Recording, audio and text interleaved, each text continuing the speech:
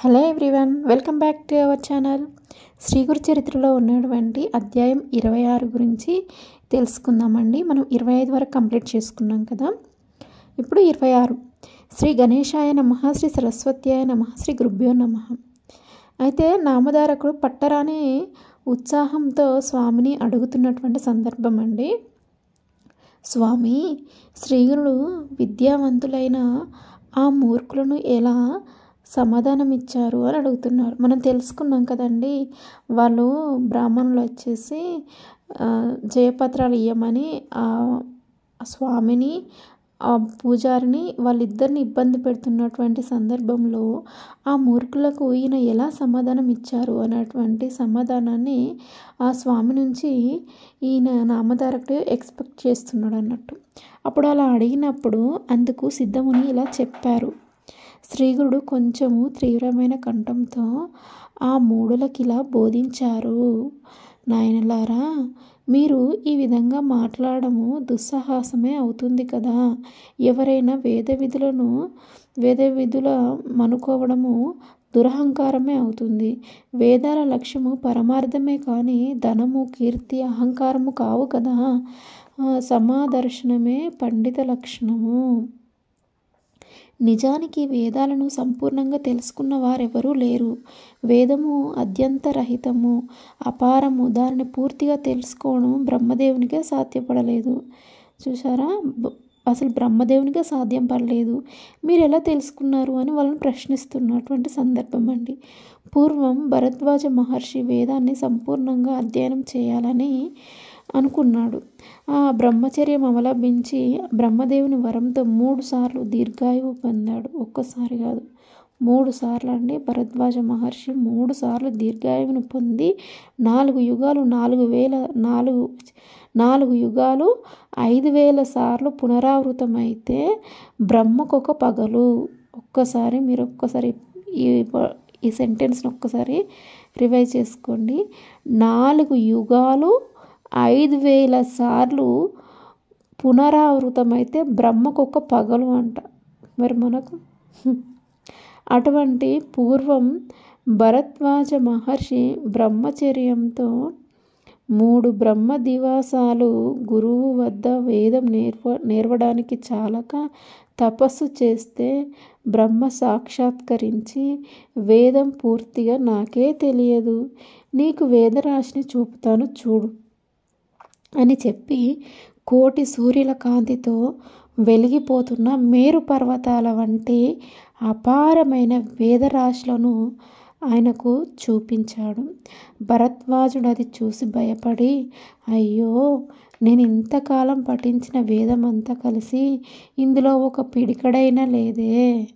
వేదమంతా అధ్యయనం చేయడం ఎన్ని కల్పాలకైనా సాధ్యమవుతుందా అని తలచి, నాకు అవసరమైనది మీరే నిర్ణయించి ప్రసాదించండి స్వామి అన్నారు బ్రహ్మదేవుని. అప్పుడు బ్రహ్మ అనంతమైన ఆ వేదరాశి నుండి 3 పిడికిళ్ళు తీసి అతనికి ప్రసాదించి, ఇదంతా అధ్యయనం చేసే అంతవరకు నీవు జీవింతువుగాక అని వరమిచ్చాడు. కానీ ఆ 3 పిడికిళ్ళ వేదము అధ్యయనం చేయడమే ఆయనకి ఇంతవరకు పూర్తి కాలేదు. కనుక సాక్షాత్తు నారాయణుడే బాదరాయణుగా అవతరించి వేదాన్ని 4 భాగాలుగా విభజించి వాటిని పైలుడు, వైశంపాయనుడు, జైమిని, సుమంతుడు అను శిష్యులకు ఒక్కొక్క వేదం చొప్పున తెలిపాడు.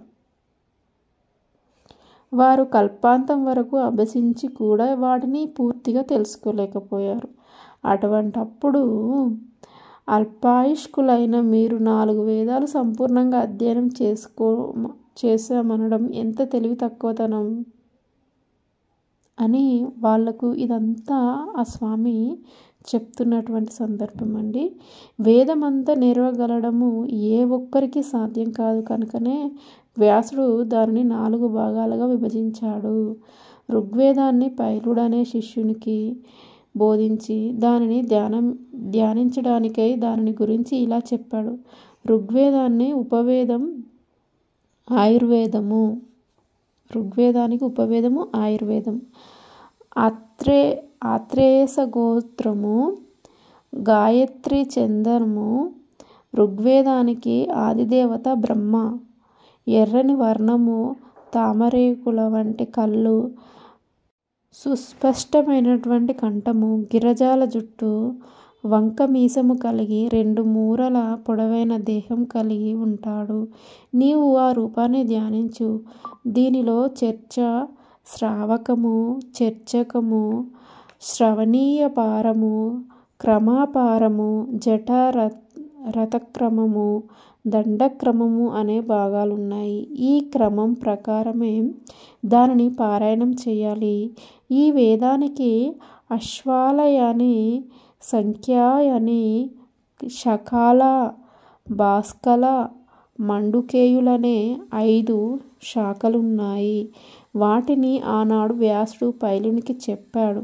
కానీ ఈనాడు వాటిని సంపూర్ణంగా చదివిన వారెవరూ లేరు. తర్వాత వ్యాస మహర్షి తన 2వ శిష్యుడైన వైశంపాయునికి యజుర్వేదం చెప్పి దాని లక్షణాలు ఇలా చెప్పారు. యజుర్వేదానికి ఉపవేదము, ధనుర్వేదము.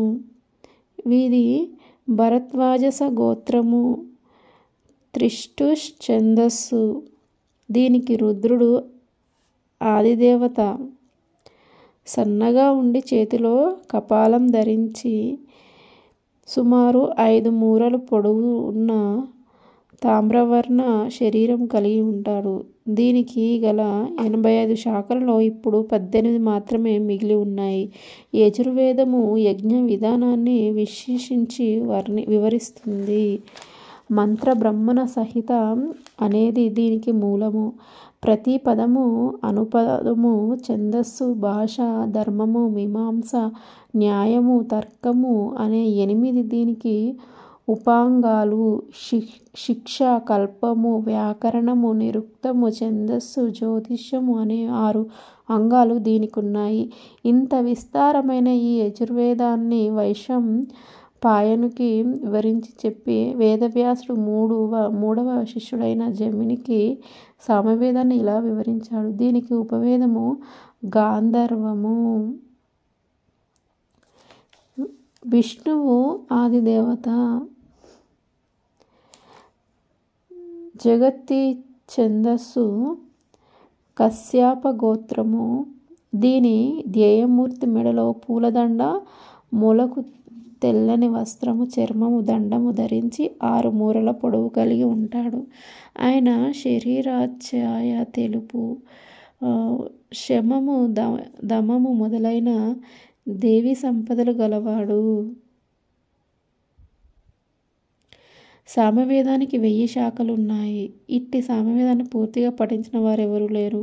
వ్యాస మహర్షి సుమంతుడైన శిష్యునికి అథర్వణ వేదం చెప్పి దీనికి అస్త్రరూపము, ఉపవేదము, గోత్రము బైజనకము. ఇంద్రుడు దీనికి అధిదేవత. తిష్టు ఛందస్సు. అథర్వణ వేద పురుషుడు తీక్ష్ణమైన ఆకారము, నల్లని వర్ణం గల కామరూపుడు, ఏకపత్ని వ్రతుడు, 7 మూరల పొడవు. ఈ వేదానికి 9 శాఖలు, 5 కల్పాలు ఉన్నాయి. పూర్వం అన్ని వేదాలను సంగోపాంగంగా నేర్వగల యోగ్యత గల వర్ణాశ్రమచార నిరతులెందరో భారత భూమిలో ఉండేవారు. కనుకనే వేదాలన్నీ నిలవగలిగాయి. ఈ కలియుగంలో బ్రాహ్మణులు కర్మభ్రష్టులు అవుతున్నారు. చూసారా, బ్రాహ్మణులు కూడా కర్మభ్రష్టులు అవుతున్నారంట. కనుక ఈ మంత్రాలలో శక్తి లోపించింది. ఆ మంత్రాలలో శక్తి అనేటువంటిది లోపించిందంట. పూర్వము బ్రాహ్మణులో దేవత్వము, మహత్తు ఉండేవి. అందుకే వారిని భూసురులు అనేవారు. రాజు కూడా వారిని సేవించేవారు. వారు ఎంత ధనమిస్తానన్నా లెక్క చేయక భోగాల పట్ల నిర్లిప్తత ఉండేవారు. వేదాధ్యయన బలం వలన త్రిమూర్తులు కూడా వారికి ఆధీనులై ఉండేవారు. ఇంద్రాది దేవతలు కూడా వారిని సేవిస్తుండేవారు. మాట మాత్రం చేత గడ్డి పరకను మేరు పర్వతంగాను, మేరు పర్వతాన్ని గడ్డి పరకగాను మార్చివేయగలిగి ఉండేవారు. జగత్తంతా దేవతలకు ఆధీనము. దేవతలందరూ మంత్రాధీనులు. మంత్రాన్ని మంత్రాలన్నీ బ్రహ్మణుల ఆధీనంలో ఉండేవి. ఈ వారిని విష్ణువు కూడా పూజించేవారు. కానీ ఈ కలియుగంలో బ్రాహ్మణులు హీనులకు లొంగిపోయి మ్లెచ్చుల ఎదుట కూడా వేదం చదువుతున్నారు. అర్థమైందా అండి? మ్లెచ్చులు అంటే వాళ్ళ ముందు కూడా వేదం చదువుతున్నారంట. అట్టి వారి ముఖము కూడా చూడకూడదు. అటువంటప్పుడు మీరు వేదవేత్తలమని విర్రవీగుతూ ద్విజులందరినీ ఈ విధంగా అవమానించడం వలన మీకు ఒరిగేదేమిటి? మీకు ఇట్టి దుస్సంకల్పాన్ని ప్రేరేపించినది ఎవరు? మిమ్మల్ని మీరు పొగుడుకొని జయపత్రాలు పోగు చేసుకోవడమే కాక త్రివిక్రముని కూడా జయపత్రికను ఇవ్వమంటున్నారే. ఇలాంటి దురహంకారముతో లేనిపోని కష్టాలు కొని తెచ్చుకోవద్దు. ఇకనైనా మా మాట విని మీరు వెళ్ళండి అన్నారు. కానీ ఆ మూర్ఖులు తమ పట్టుదల వదలక వాదమైనా చేయమని లేకపోతే జయపత్రికనైనా ఇవ్వమని కోరారు. ఇంత ఆ స్వామి దత్తాత్రేయుల వారు ఇదంతా చెప్పారు కదా, 4 వేదాల గురించి. ఇవంతా చెప్పిన వాళ్ళకి అసలుకి ఏమీ అర్థం కావట్లేదు. వాళ్ళు ఒక్కటే బ్రెయిన్లో ఫిక్స్ చేసుకున్నారు, మాకు జయపత్రమైన ఇవ్వండి, లేకపోతే వాళ్ళతో వాదానికైనా దిగండి అని. ఇంత చెప్పినా వినని వాళ్ళకి ఇంకా ఆ స్వామి బుద్ధి చెప్పదలిసి ఒక బ్రాహ్మణుని పిలుస్తారు. అంటే బ్రాహ్మణుడు కాదు, ఒక రజకుడు. ఆ రజకుడిని పిలిచి వీళ్ళకు నెక్స్ట్ 27వ అధ్యాయంలో వాళ్ళకు బుద్ధి చెప్తాడన్నట్టు. మనం ఆ అధ్యాయం చదివినప్పుడు క్లియర్గా అర్థమవుతుంది.